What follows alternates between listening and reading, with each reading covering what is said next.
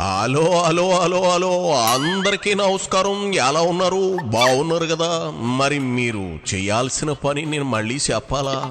నాకు అలవాటు అయిపోయింది, మరి మీరే పట్టించుకోవడం లేదనిపిస్తా ఉంది. ఇదిగో ఈ వీడియోకి ఒక లైక్ ఇచ్చి మన రావు గారి రచ్చబడలో మీకు నచ్చిన డైలాగ్ కూడా కింద కామెంట్ చేసేయండి.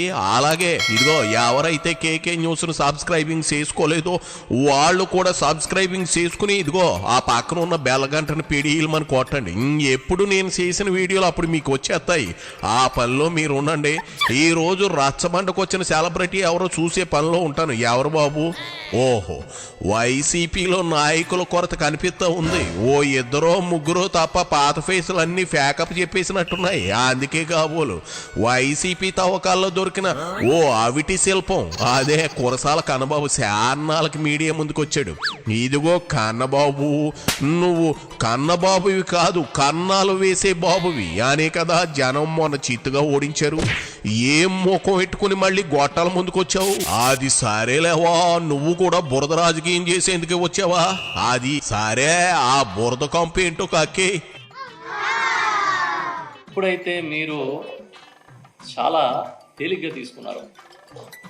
యంత్రాంగం కూడా ఆ తర్వాత సంఘటనల పట్ల ప్రభుత్వం తీరును బట్టే వారు కూడా చాలా పైపైన తేలిగ్గా తీసుకున్నారని నేను కూడా భావిస్తూ ఉన్నా. ఈ రోజున మనం చూస్తే అసలు ఫస్ట్ ఇంత ఫ్లడ్ వస్తున్నప్పుడు ఇదే కృష్ణా నది పైన 3 మేజర్ రిజర్వాయర్స్ ఉన్నాయి, మేజర్ ప్రాజెక్ట్స్ ఉన్నాయి.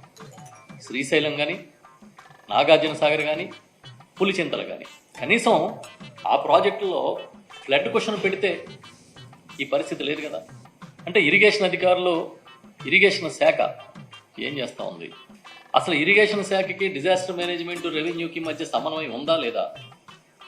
ఇవన్నీ ప్రశ్నలు. మీకు చేత కాలేదు, మీరు అయోమయంలోకి పోయారనడానికి ఇవే కదా.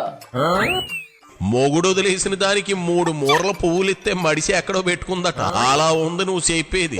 కన్నబాబు ఏంది గోల? బుడవేరి ఎక్కడుంది? శ్రీశైలం ప్రాజెక్టు, నాగార్జున సాగరు, పులిచింతల ఎక్కడున్నాయి? మాట్లాడితే మీనింగ్ ఉండాలి కదా. ఏదో మీ బాసులాగా నోటుకొచ్చినట్లు వాగితే కుదరదు కదా.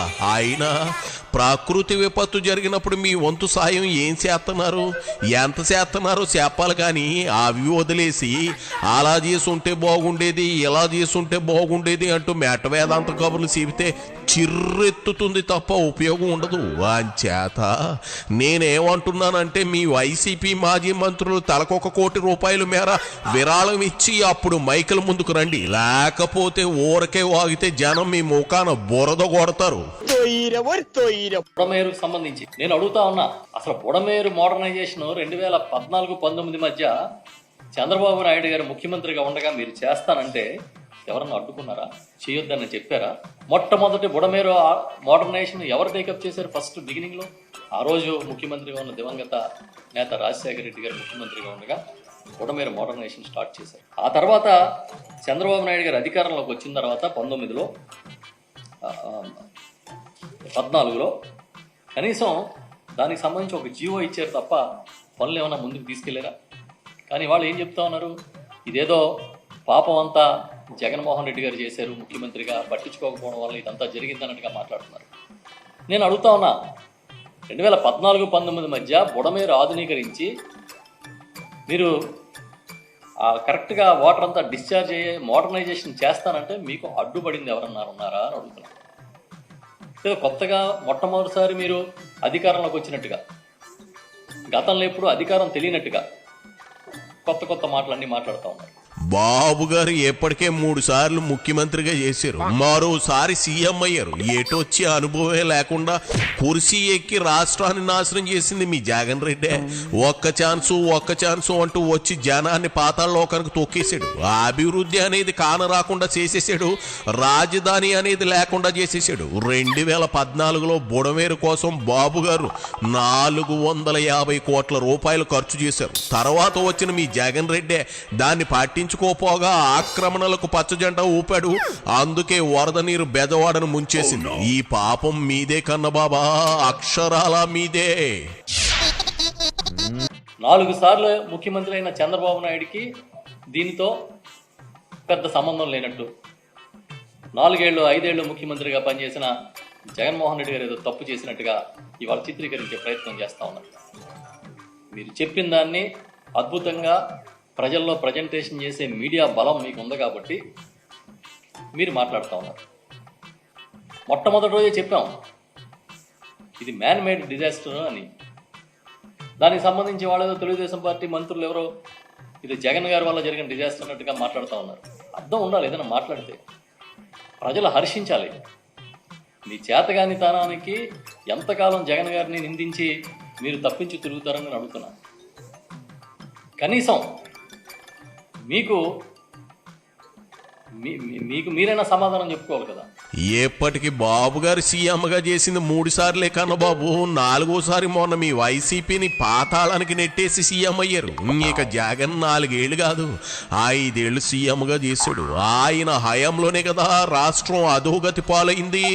74 ఏళ్ల వయసులో చంద్రబాబు బురదలో దిగి మరీ వరదల్లో సహాయ చర్యలు పర్యవేక్షిస్తే నీ కళ్ళేమైనా కాకులు ఎత్తుకెళ్ళాయా? కడుపుకి అన్నం తినేవాడు ఎవ్వడు ఇలా శాతవాగుడు వాగడని జనం మీ వైసీపీ వాళ్ళని తెగ తిడతా ఉన్నారు. అంచేత నోరు తగ్గించి సాయం చేసేది ఏమైనా ఉంటే చెప్పాడు. అది సరే, ఈ మధ్యన బోతుగా నల్లబోస అయిపోయిన నువ్వు మళ్ళీ మీడియా ముందుకు ఎందుకు వచ్చినట్లు ముందు అది చెప్పు కన్నాల కన్నబాబు. ఏదో మన బ్యారేజీ దగ్గర కొన్ని పడవలను ఏదో అడ్డుపెట్టి డ్యామేజ్ చేసి వరదను మళ్లించాలనే ప్రయత్నం. ఏంటి, ఇన్ని లక్షల క్యూసెక్ల వరద వస్తుంటే పడవను అడ్డుపెట్టి వైఎస్ఆర్ పార్టీ నాయకులు దాన్ని మళ్లించాలనే ప్రయత్నం చేశారని ఒక తప్పుడు ప్రచారం చేస్తా ఉన్నారు. మీరు ఇచ్చిన లెక్కల ప్రకారమే number of boats partially damaged, పాక్షికంగా దెబ్బతిన్న పడవలు బోట్స్ 226, పూర్తిగా దెబ్బతిన్న బోట్లు 377. అంటే ఏంటి, ఇవన్నీ మేమే ముంచేసామా? వైఎస్ఆర్ పార్టీ ముంచేసిందా ఈ బోట్లన్నీ? అక్కడ కొట్టుకొచ్చిన బోట్లలో టూరిజం బోట్లు కూడా ఉన్నాయి. టూరిజం బోట్లు కూడా ఉన్నాయని నువ్వే చెబుతున్నావు అంటే ఇది రోజా పని అని శాపకనే చెబుతున్నావా ఏంది కన్నబాబా? నువ్వు కన్నబాబు కాదు, సున్నం రాసే బాబు. నీ పార్టీకి చెందిన మాజీ మంత్రికే గుండు కొట్టించి సున్నం రాసేలా ఉన్నావుగా. బ్యారేజీ గోడలకు పగుళ్ళు వచ్చేలా టూరిజం బోట్లను వదిలింది రోజానే అంటావు అంతేనా? మీకు ఎవరో గొయ్యి ఎక్కర్లేద్దయ్యా కన్నబాబు, మీకు మీరే గొయ్యి తీసుకుని మీరే పూడ్చేసుకుంటారు. చెప్పినంత వరకు చాలే, ఇక సున్నాలు వేసిన కన్నాల బాబు 7 ఏళ్ళవయ్యా పోపో.